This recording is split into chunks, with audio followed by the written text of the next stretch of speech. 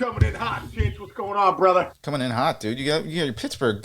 You got your Pirates colors on today. What do you got there? My Telio, John Dennis. John Dennis. Telio's strong, baby. Nice, Telio's strong. nice. I like Yeah, it. dude, what's the weather like there in New York, bro? It's pouring rain here all day. It's supposed to rain for like 8 straight days, but we've had a couple good ones snuck in there in between. I also live in a weird spot. I'm like kind of like 10 minutes from the ocean, so we don't get the same weather as everywhere else. But Really? it's supposed to have been raining for like 8 straight days. We got a couple. Like you get better weather where you're at. We usually get better weather because I think we get, some sort of ocean type breeze atmosphere around here, so we don't get all the same those heavy, hardcore rain clouds. Like the other day, went to take Macy out. It was sunny out, pouring rain, but sunny. So who knows? It's very strange. I took a walk. I took a walk. I like the first thing I do in the morning. I like to get up and go get outside and take a walk, 12-minute walk. And Sarah and I went out this morning early, and it was pouring rain, but I kind of enjoyed it. Put the raincoat on. It was out. It was like it was just fun. You'll go in the rain, huh? That's interesting. Yeah, dude. And then I, dude, have you ever done this, dude? Like, I like to take a gratitude walk. Like, I was like, all right, 10 things you're grateful for the rain, go. And we did this gratitude walk. It's cool. That's fun. Next thing you know, it's, Joan Casey's here. Hey, Jillian, Nana's here. Oh, nice. My mom's taking Jillian to lunch. Look at that. That's fun. Yeah. Where are they going? How about that? Permane They're folks? going to a place called Eaton Park. Nice. Sometimes we called it, I don't want to say, but, Eaton Park. We'll save that for off camera. Hey, so speaking of, I don't know, there's no comparison. I don't know. Somebody dropping bombs after they go to lunch? Shohei Ohtani. Hi, Mom. Hi, Mom. Say hi to Joan. Yeah. Come on. Come on, Mom. Come on. She not Say hi to there. Chinch. Where are you, Mrs. C? Here she is. Where is he? Here she is. Oh, how you doing, Ken? How we doing? There she is. Looking great as usual. Making Hey, a you're kid- doing a good job, I'll tell you. Oh, I'm thanks. impressed. Oh, thanks. People are mostly Yeah, shocked that we do okay on this show. Yeah, right. You're my parents' biggest fan. They're like, we really like Chinch. What he does, you really bring it out every day. I'm like, hey, Chinch is doing a great job. It's really Oh. comfortable. You guys are really good together. Like, oh, thanks, Mom and Dad. Thanks. I appreciate that. You guys are my favorite parents out there right now, so we're on the same page. Nice. My brother used to live in Rockville Center. I know. Isn't that crazy? What a small world. Such a Isn't small that a small world? Yeah. Yeah. We got to Yeah, get him they're all back. gone. They're all They're all gone out of there, unfortunately. Oh, but gosh. that's a lovely town. Oh, we love it here, yeah. A lot of nice restaurants and stuff. We don't really leave Yeah. the neighborhood. Hang out in the yard, go out to a couple restaurants, come back home. Right. That's about it. Mom, where are you taking Jillian? Eden Park. Eden Park, baby. Nice. What are you going to get? Who knows? Oh, jeez. Well, have fun. Good to see you. All right, Good to see you always. You too. Oh, you almost got Yeah, Love you, no okay? problem. I love you, okay? The mailman reprimanded you for parking in front of the mailbox. Oh, jeez. It's not even me. That's the Audi guy. I'm passing the buck. They took my car in today. The guy pulled his freaking car up. I guess he parked it right in front of the mailbox, and I got reprimanded. Dude, I love that your mom just called you out. And that's Oops. hysterical. Well, tell the mailman I'm sorry, Mom. He said he's going to get you. He's going to get me? All right. Oops. Wait, I have a super quick mail story. When I was living in Manhattan in Gramercy, I always used to lose my key to my mailbox because it was like, a building, like a high rise. And so this one day I'm walking and I figured out a way how to like pull my mailbox open and reach and like do a claw and get my mail out if I forgot my thing. Right. So this one day I'm doing it and I see this guy kind of side-eyeing me who's standing like on the other side of like where the mail, where our mail slots are. I'm like, this guy looking at, don't judge me, whatever. Next day I get a letter, an official letter in my mailbox from the guy who was watching me was the mailman, and it's a federal offense to open up a mailbox, even if it's yours. So this guy's like, basically, the mail police were like, if you do this again, we're arresting you. And I was like, oh my God. I went straight to the landlord. I'm like, I need a new key for my mailbox. I know I've lost it 7 times already, but I really need a new one. I don't want to go to prison for this. Oh, my God. True story. Did you ever play mailbox baseball? Because that's a federal offense, too. Mailbox baseball. No, did you actually do that? That's No, but my roommate in college did, Jay Adams. One day, they were the town next to us. Ugh. And they came one day and all our mailboxes were like golfed across the street. It was like Oh my him and his gosh. buddy him and Drew Shields just launching mailboxes. Yeah, don't do that at home, kids. Between it's not good. that and cow tipping, that's when you know you're kind of in a boring lull in your town when the people are doing that kind of stuff. But yeah, exactly. Anyway, speaking of cow tipping, I don't know. Shohei Ohtani went deep again last night. There's no transition there. Dude, he's now the sole leader with 26 dingers, sole leader with 62 ribbies. He's hitting 297. Dude, you know what's incredible about him? Watch these home runs that he's hitting. He's taking a lot of that inside pitch, and he hits it 446 at center. I forgot who he... Did you see the replay? He hit a fastball 3 inches inside that was almost at his chest. As soon as he swung, the replay showed the pitcher turn around and go, how the bleep, and he used a different word, how the bleep did you hit that? The pitcher said it was like 97 on the inside. And then that one last night, too. That ball broke in. That could have hit him in a kneecap. And he's the only guy. The way he kind of like manipulates his hands, it's incredible how he gets inside the baseball. Great hitters get inside the ball. He gets inside it and like stays through it so long. That's why he generates so much power. It's incredible. It's not a lot of. He's one of a kind as far as even his hitting style. There's a picture circulating on the internet of it's him and a couple other the current like great Japanese players, both a couple of guys who are tall. One of them was a pitcher. I can't remember who was in it, but Suzuki? I don't remember. But Ohtani had like a cut off T-shirt. When you cut your sleeves off your T-shirt, dude. He might be the biggest guy. He might be the physically. He's bigger than he looks in his uniform. Is he jacked? Dude, tremendously jacked. Like could definitely like and should definitely like surprise at a WWE event, and I bet he would he would look like amazing. Like dude, is he Rich Chichimino jacked? He's probably got 120 pounds on me of pure muscle, at least.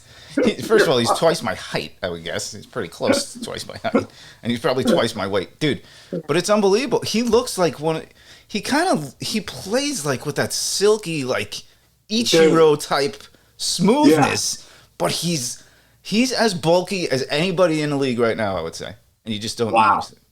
Streamlined, dude, man. It's incredible. Dude, you're right, too. And the way he pitches, too, it's just a smooth, leg kick. Everything's smooth. It's easy gas. It's on 101, nasty slider, sweeper, whatever you call that pitch. Yeah. And the way he hits, he's the kind of way he pitches. It's like a rhythm. Right. It's almost like he's dancing up there. Seriously, it's almost like just such a rhythm that he has for everything that he does. I was thinking about it, too. As far as a hitter, I know what it takes to play at that level and how much work goes in behind the scenes, hitting every day in the cages, all that stuff, getting ready mentally, all those things. Like, I know for a fact, talking to guys, that are part of the Angels organization, that he hits a ton. So to be able to hit the way he does and to be able to pitch the way he does, that's incredible. And that kind of routine you have to have. Right. He has no time to eat. Ohtani doesn't eat because he's in the cages and he's in the bullpen all the time. But think about this. So the day, a starting pitcher, what they do to lead up to a game, and then their recovery the day after a game as a pitcher, right? I'll let you say, you got to run like 5 miles the next day to loosen up all the lactic acid that built up from throwing, 100 pitches the night before, all that kind of stuff. This guy hit a homer last night. Now he's pitching tonight. And hitting. Yeah. And then tomorrow, I guarantee he's going to be in a lineup again because the Angels are actually in the thick of things. You're not taking him out of any game. He doesn't want to come out either. He wants to play every night.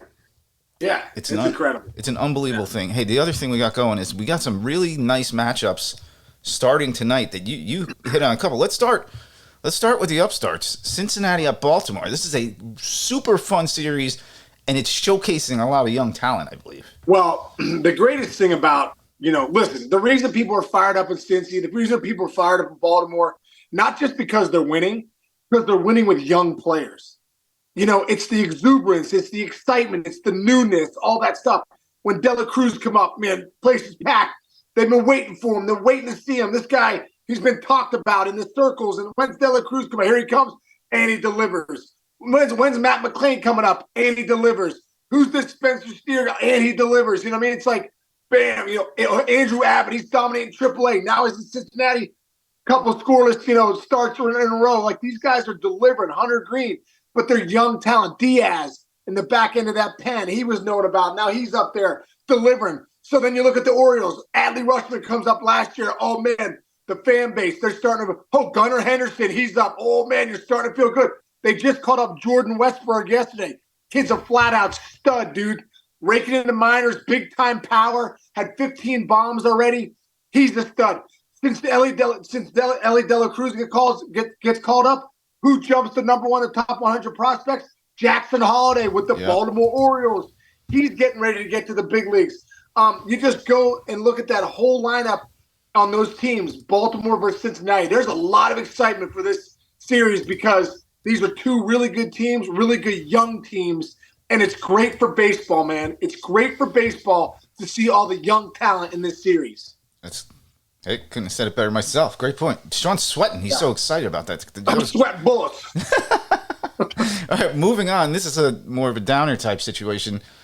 Two teams, both going in poor directions, but one of which has a gazillion-dollar payroll. The other one we thought had an upstart thing, but you got the Padres at the Pirates. And now, man, a month ago we were so excited, and now you're talking about you got McCutcheon back. He's having a good year. Does McCutcheon get traded? Do you start thinking about it? Now, I know.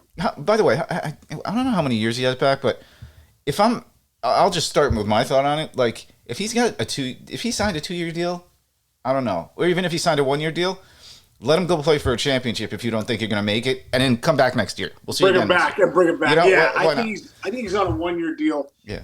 I think the biggest thing with Cutch too is bottom line is he's showing he can still play. That's a huge thing. I mean, this guy would be a big piece for any contender. Like, let's make no mistake about it. You're getting an impact player. This guy's over an 800 OPS. He's getting on base, still hitting for some power. Can still run, all that stuff. So, I think that's a tough situation with the Pirates because they have been winning. The Central isn't that great, so they could still make a run to get where they want to go. Is McCutcheon part of that? Is he not? Are you getting something of value from him back in the prospects to keep the line moving? And you're right, Kinch. Could you get rid of him and bring him back next year, knowing that you're going to bring him back and say, "Hey, listen, we want to bring him back next season, but why don't you go and win if those are in the cards?" So it'll be interesting to see in a couple weeks what that situation looks like. You never want to feel that way if you're a Pirate fan or if you're with the Pirates, but yeah, it's just part of the business. Yeah. Now, on the flip side, two teams that are definitely not selling anything this year. Great series coming up here in Arizona, Tampa Bay at Arizona. 9:40 Eastern start tonight. You got Bradley versus Gallen. This is going to be – I'm interested to see how these two battle it out because they've proven that they're both legitimate contenders this year, right? Right. Yeah, and I don't think we thought the Diamondbacks would be this good right now. But with Kelly and Gallen at the top of that rotation, they're proving that they're really good. And Corbin Carroll's becoming a star. It's Christian Walker. There's been Ketel Marte. There's some guys having some big years with the Diamondbacks, no doubt about it. And the Rays, obviously, they're doing what they're doing. Bradley is a young arm too, so it's another fun guy to watch. He was their top prospect. He's had some really good starts too. So great series to watch. There's a lot of series too coming up to Chinch, like the Yankees and the A's, and just a bunch of different series where you look and you see, okay, as a team, you look back at the end of the year and you go, did we win the series that we were supposed to win? Did we sweep those series? Or did we definitely win 2 out of 3? But a lot of times when you play teams that you should really sweep, you got to sweep them because those are the games you make up on the front end that matter on the back end. So there's a lot of those series in these next couple days of teams that are at the top of their divisions taking on teams that are at the bottom of the divisions. And if you're a team that's at the top, these are the times you got to at least win the series and hopefully sweep if you can. Yeah, I'm with you on that. Now I'm looking at the schedule more, and I'm looking at the Mets hosting Milwaukee. Whew, man, that Mets team. This is really the biggest anomaly. The more I'm looking at it, the more you thought, okay, they lost their closer. We talked about them a little bit, but this is kind of along the lines of you don't want the Mets to get right if you're Milwaukee this week. You got to go in there and just keep the foot on a pedal. Like this team's lost 14 out of 17 or something like that. You can't go in there and be let down, right? When you're going in to face a team that looks like they're scuffling to all hell, you got to win. I mean, do you say we got to win this first game? We got to just take the series. We got to. Yeah, I just think you got to do what you got to do. You got to make sure you play good baseball against the teams that are down. When they're down, you got to make sure that you play good baseball so that you can get out of there and keep those teams down. Because I still think a team like the Mets, man, I just think there's too much talent out there to not. They're not dead yet. They have a run in there they have a run in there somewhere. But if you're a team like Milwaukee that's coming in, you want to get the Mets when they're down right now. Yeah, yeah. They need streak. They need Scherzer and Verlander to just streak. Both guys win 3 games in a row. Verlander pitched pretty well the other night, but it was five innings, and the team just can't sustain it these days. One other feel-good story, which I think is pretty cool, and this is where interleague is fun because you don't often see the Miami Marlins playing at Fenway Park. It's just a cool visual anyway. But they're bringing a guy in who's hitting 399 to the place where the guy hit 400 multiple times in 10 Williams. So that's pretty cool that they're going to see him in there. And what's your take, man? He's at 399 now. What's he got to be at the break? You like to see him close to 400 at the break, and it's just been fun, man. It's fun. Anytime you see that 400 mark, that's fun for baseball. You know what I mean? And but just like it was, just like it was when we were watching Judge last year get to 62. Run. You're like, oh, okay, where is he at the break? What does he have to do? All that stuff. So, I think this is one of those things when you see a rise, you're like, okay, man, this is cool to see him close to 400, especially going into Boston where you think Ted Williams the last person to do it. Arise, when I look at his swing, bro, he's got a shot. It's quick. He's got a shot. He's a line-to-line guy. He's got small arms. I think that helps him get in. You see him. He gets inside of a ton of baseball. Yeah. Sometimes it's unorthodox, like Tony Gwynn kind of did. Gwynn would hit balls no one else could. When I see a rise, I kind of see that. So, and he's got some speed. Not a ton of speed, but decent speed. So we'll see, man. I hope he's close to 400 at the break, and we can really be rooting for it in the second half. Yeah, he hit that. I actually sent you this. I'm like, look how fast his hands are. He hit a home run by mistake the other day. Which is usually what guys that are aiming for 400, you're going to hit home runs by mistake and not on purpose when you're up there like that, right? Oh yeah, and dude, you're right, man. He's got electric hands. I mean, there's no fastball getting by him. I'm looking up one thing quick here, just to see, because we're talking about. You mentioned Judge. I think it's almost time that we start looking to see if Shohei could get to 60. Dude, he's got 26 home runs. 26, and we're not at 80 games yet, so he could do it. He really could do it. Let's not sleep on it because he goes streaky he goes on homer streaks. He'll hit 3 in 5 games or something like that. Yeah, well, he'd have to 36 in the next 80 games. Yeah, it's so funny. Kevin Millar tells a great story about Jim Thome, who's always so nice when we get to first base, and he gets to first base. This is one time, and he's like, "Hey, Kevin." Keep swinging it, man. I like your swing. And he's like, I'm dying out here. And he's like, I'm not swinging it right. He's like, I only got, I'm not hitting homers or whatever. He's like, it'll be there. You'll get it. And Millar said he went and looked, and it was like halfway through the season, and Millar only had 7 home runs, and Thome had hit 7 in like the 4 games leading up to him being on first base. He had played in like 4 games. He had the same home run total that Millar had going into that. Anyway, so good. Yeah, but he's a streaky home run hitter. We'll see. I don't know. Yeah. All right. Well, you get after. You might be golfing right now, or might not be. I'm gonna go golf right now, dude. It's raining, but we'll see what happens. It's gonna be like when the guy's in the storm in Caddyshack, and he hits. Yeah. Rat farts. I think my tee time's at 1, dude. I think that's in 10 minutes. Oh, get out of here! All right. All right. Love you, brother. I'll talk to you. All right. Thanks, everybody. See you.